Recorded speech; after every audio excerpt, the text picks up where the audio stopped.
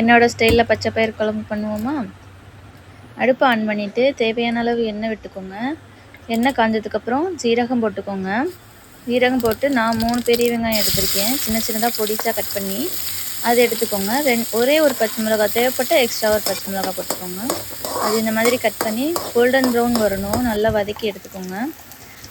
மஞ்சத்தூள் போட்டுக்கோங்க. இஞ்சி பூண்டு கொஞ்சமாக போட்டுக்கோங்க. இது வேறு ஸ்டைலில் பண்ணுற மாதிரி, என்னோடய ஸ்டைலில் நான் ரெகுலராக பண்ணுற மாதிரி. 2 தக்காளி மட்டும் எடுத்துக்கோங்க. மல்லித்தூள் கொஞ்சமாக போட்டுக்கோங்க. மிளகாத்தூள் தேவையான அளவு போட்டுக்கோங்க.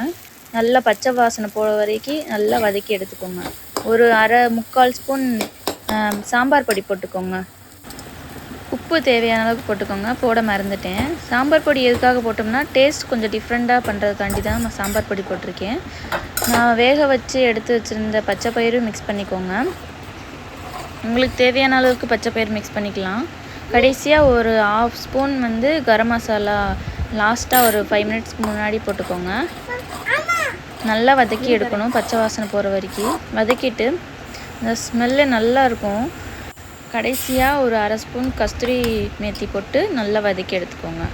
அப்புறம் ஒயிட் ரைஸு, சப்பாத்தி, இட்லி, தோசை எதில் வச்சு சாப்பிட்டாலும் அவ்வளோ டேஸ்ட்டாக இருக்கும். கண்டிப்பாக ட்ரை பண்ணுங்கள்.